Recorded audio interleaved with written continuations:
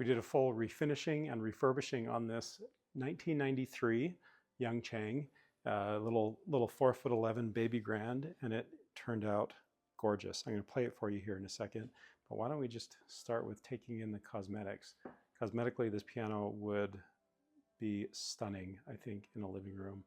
I love the satin black. I actually prefer it. I like the shiny too. Why don't you get a shot of one of the shiny pianos? Those are very pretty. I think that's what a lot of people think of when they think of the grand pianos, is they think of that shiny. This finish actually came sooner, came before chronologically in the history of pianos. I think this goes this grainless black finish with the satin and the striations, those very faint lines. Can you get a close-up where you can see the very faint lines? Those are called striations. That came chronologically, I believe, in the 1920s as a German innovation. Remove all of the wood grain. So why don't you get a shot like of that piano right there? You can see the wood grain, of course, in the 19th century. That's all that was being done, was wood.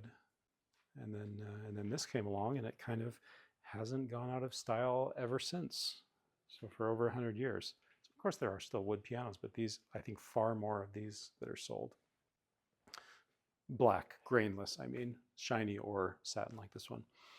So, and in 1993, this piano was ready. Now it's in A condition cosmetically. When we got it, it was, you know, like any other 30-year-old piano, just beat up and dings, and we take care of all of that. Now it's gorgeous again. And then on the inside, we did a full refurbish.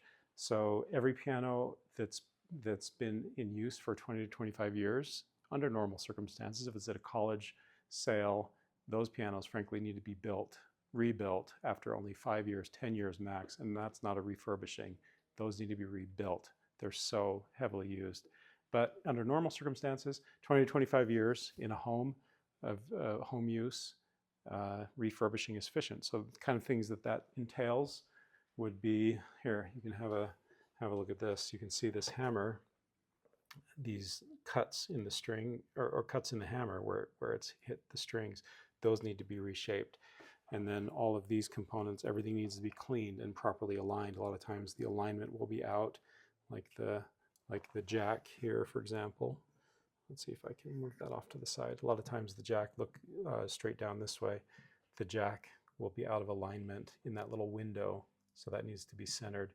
And then this knuckle needs to be properly aligned to that point. This capstan needs to be aligned to the whippen, and then lots of other the back check, the hammer shank, I could go on.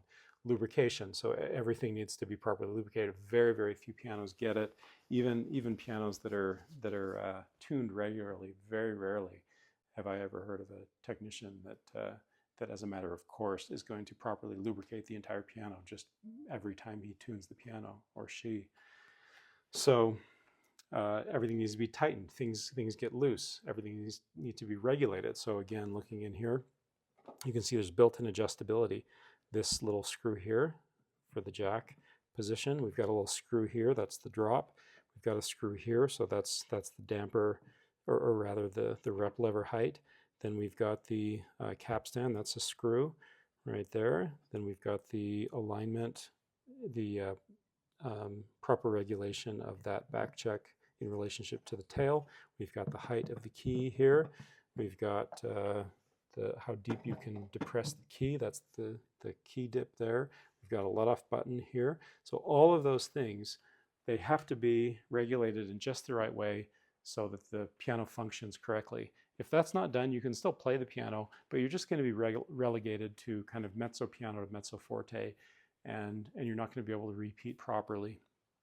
But a piano that has all of that done and that is properly regulated, you can repeat very fast, and you don't have just that mezzo piano to mezzo forte range, but now you have triple pianissimo to triple fortissimo.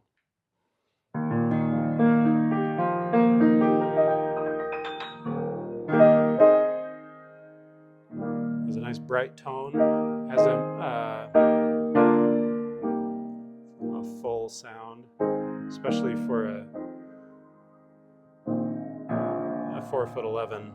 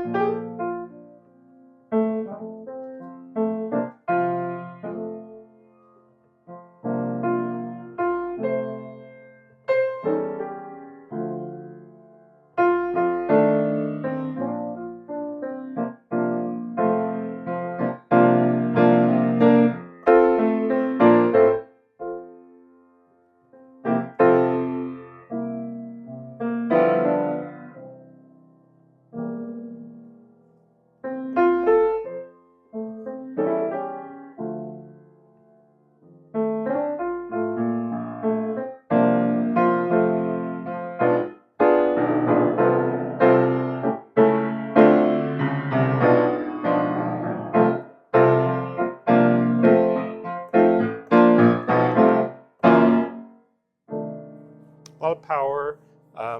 It has a nice kind of middle of the road, maybe slightly kind of a brighter on the brighter side, but not overly bright.